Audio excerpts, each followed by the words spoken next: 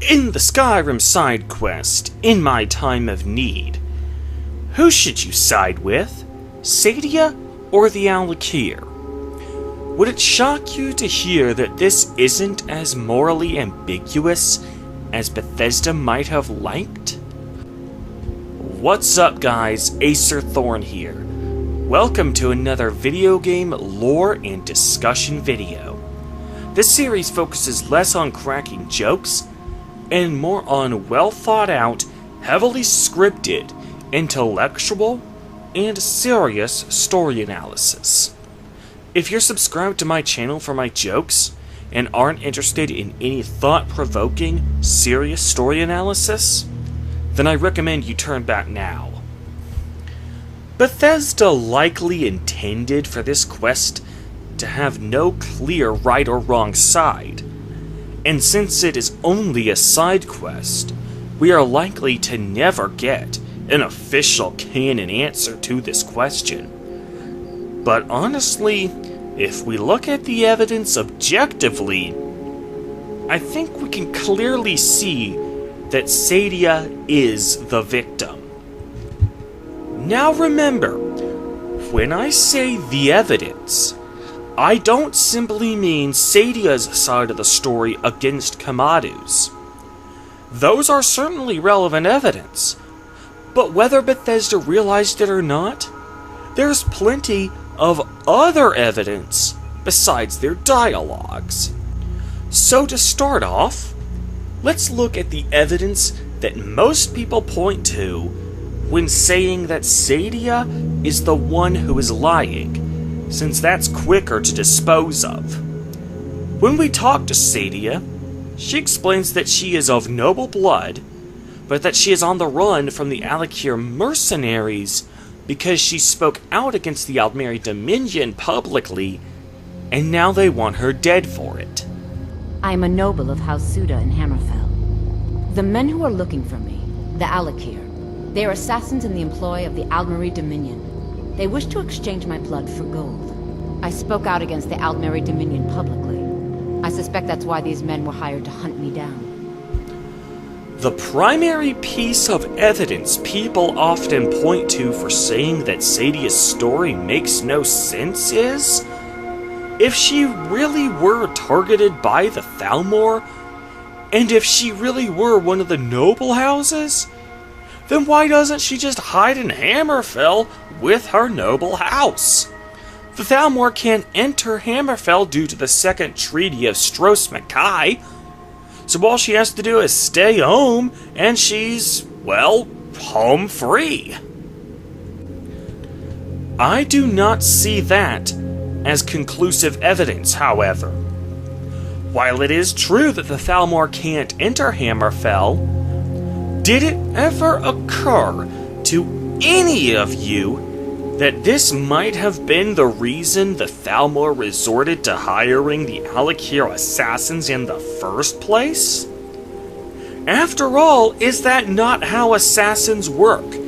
If you want someone dead but don't have the means to do it yourself, you hire someone to do it for you.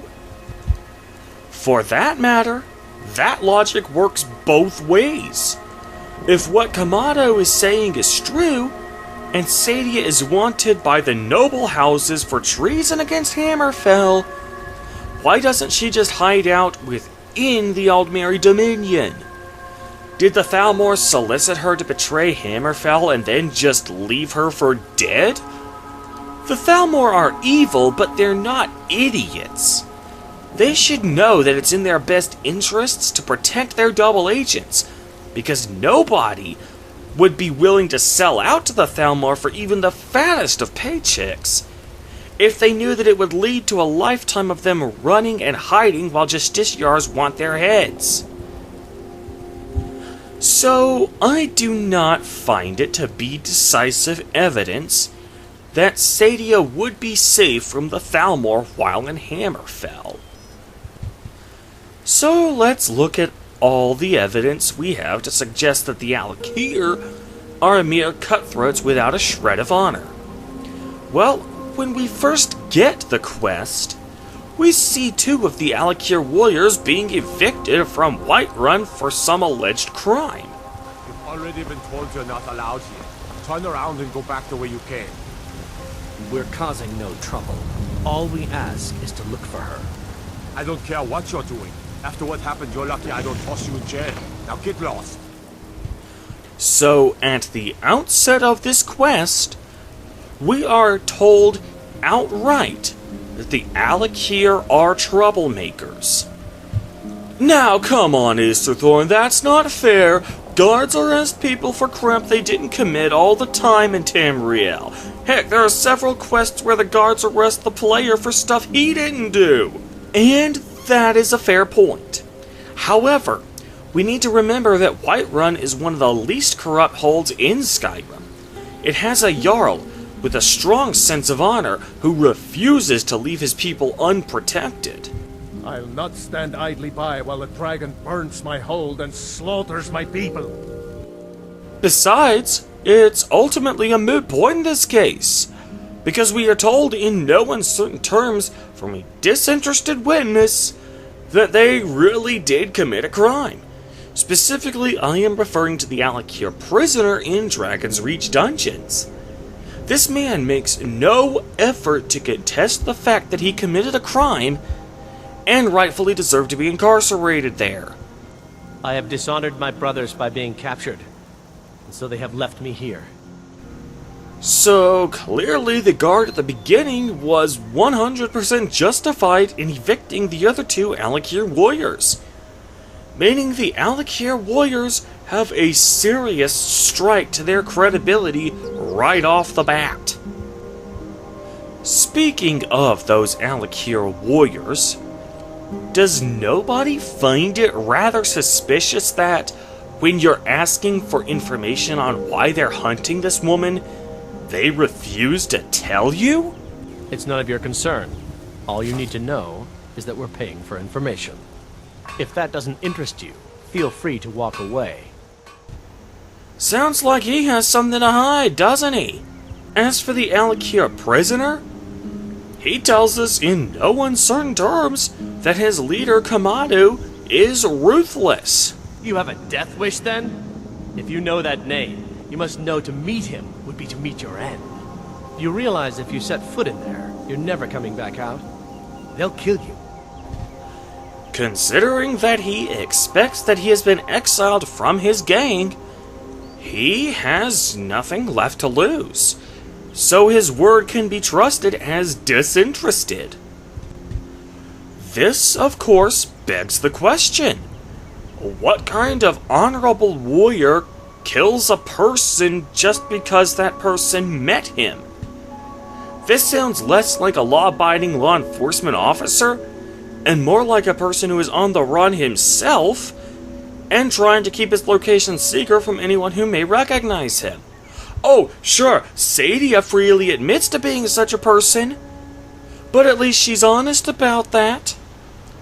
I would say that Saadia wins the credibility determination on this exchange, simply by reason of her being upfront with her lying, whereas Kamadu is lying about his lying, aka double lying. For that matter, why would Kamadu be holed up in a cave that is detached from society if he is in fact representing the noble houses of Hammerfell? Wouldn't he be staying at an inn and receiving 5-star accommodations? Why is he holed up with a bunch of bandits? And why shouldn't we consider him a cutthroat if he's residing with cutthroats whenever he's not actively on the job? So let's discuss the biggest turning point in this quest, when people suddenly decide to side with the Alik'r. The part where you actually meet Kamatu, and despite everything you've heard about him up to this point, he actually seems more interested in talking to you like civilized people. Stay your hand, warrior. It's no secret why you're here, and you have proven your skill in combat. Let us talk a moment. No one else needs to die.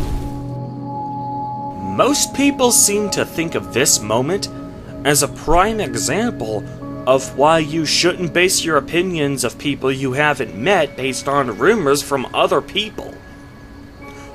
But while I tend to agree with that sentiment generally, we honestly have no reason to doubt the prisoner here. He's disinterested. He's no longer part of that group. He has a vested interest in giving us accurate information because we're buying his way out of jail. More importantly, he has probably spent years in Kamatu's employ, so he should know what Kamatu's personality is. Also, let's not forget that the other Alik'r warriors supposedly under his employ and supervision were unwilling to talk earlier. So why is Kamatu wanting to talk to us all of a sudden? Is it because he's actually a civilized gentleman holed up in this cave with cutthroat bandits for some reason? No. The reason he wants to talk is because you, the Dragonborn, mightiest warrior in all of Skyrim, at least at the moment, just cut through half his men like butter.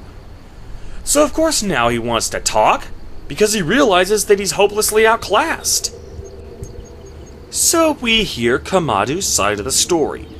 They are not mercenaries, but men of justice. Iman, which is Saadia's real name, is wanted not by the Thalmor, but by the noble houses of Hammerfell for treason. Specifically, he says that she sold Hammerfell out to the Aldmeri Dominion, although he is extremely vague on the specifics of what exactly she did. Now, here is the version of events that doesn't seem to make sense to me.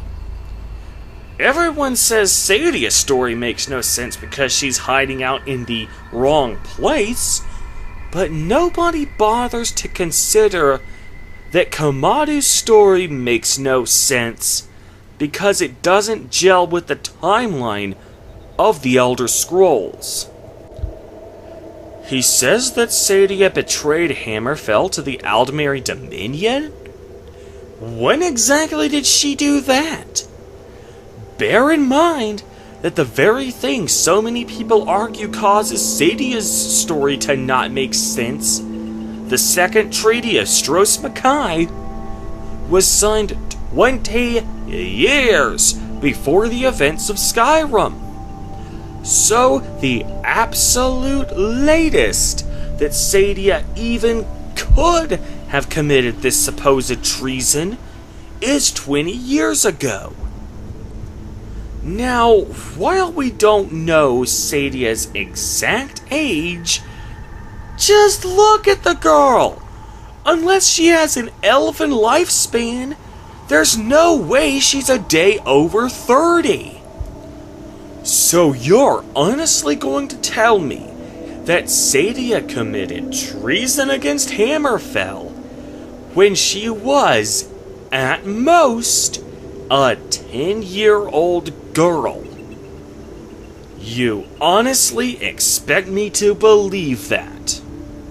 Granted, the governments of Tamriel are not known for their advancements in human rights, at least by 21st century first world standards of what counts as human rights. But I still find it to be an extremely hard pill to swallow that a 10-year-old girl can be guilty of treason and face the death penalty for it. His lie is made even more transparent with this line. The resistance against the Dominion is alive and well in Hammerfell. No it isn't!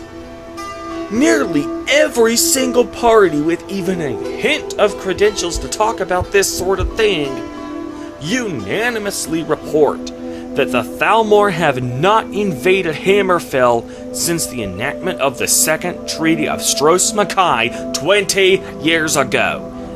You honestly expect me to take the word of some random a-hole who is holed up in a cave full of bandits over nearly every source who actually is in a position to know what they're talking about? You can't have it both ways. Either Saadia's story doesn't add up because she should be safe from the Thalmor in Hammerfell, at which point Kamado is full of crap for saying that there's still an active resistance against the Thalmor in Hammerfell, or there is a Thalmor presence in Hammerfell to be resisted, at which point Saadia's story regains its credibility because she is indeed in danger of being targeted by the Thalmor if she stays in Hammerfell. Take your pick which. And if you still need convincing that Kamatu and his men were mere mercenaries, here's one final piece of evidence. Should you go through with his plan of luring Saadia out to the Whiterun stables so she can be apprehended, Kamatu will cast a paralysis spell so she can't fight back. That's not the problem. He will then thank you for your assistance, pay you, and then send you on your way. Again, that is not the problem. The problem is what happens after that. Saadia's body appears in the Whiterun catacombs a few days after this quest is completed.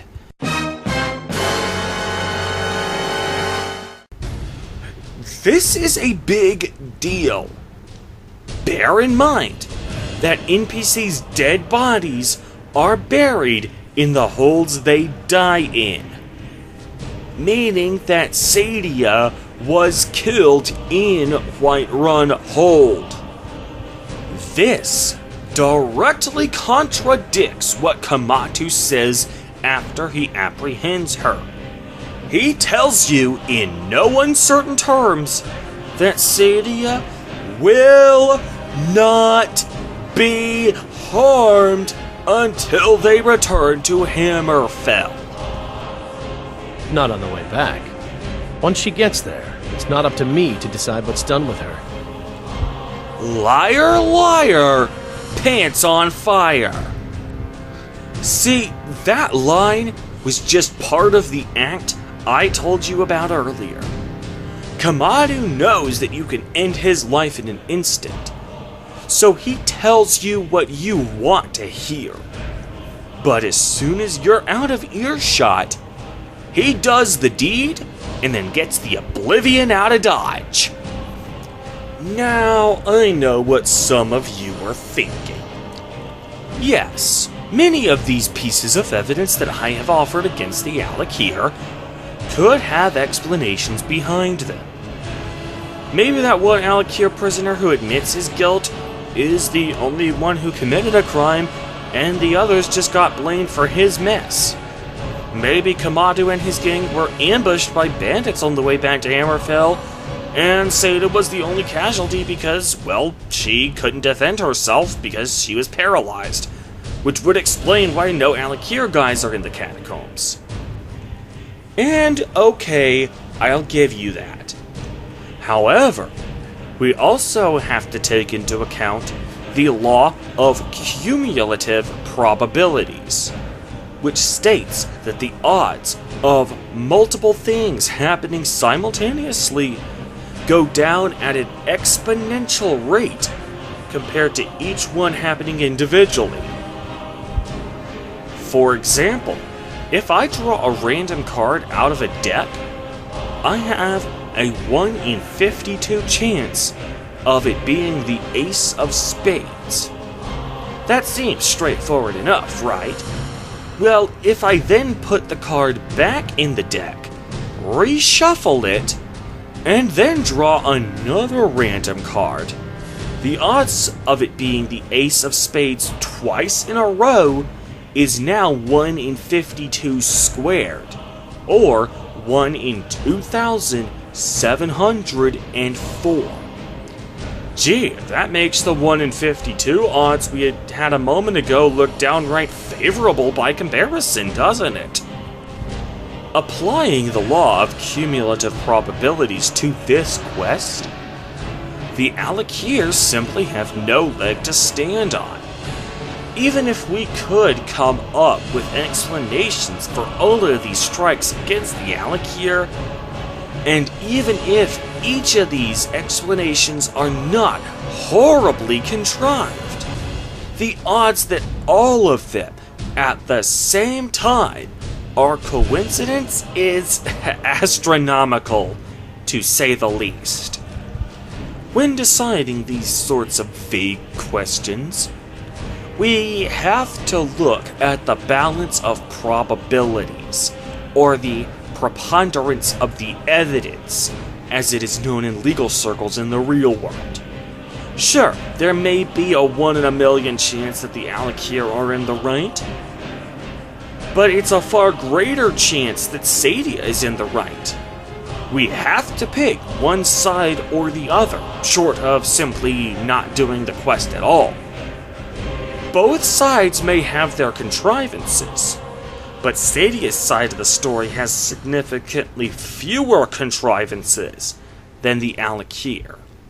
So my verdict is for Saadia. And that'll do it for today's video.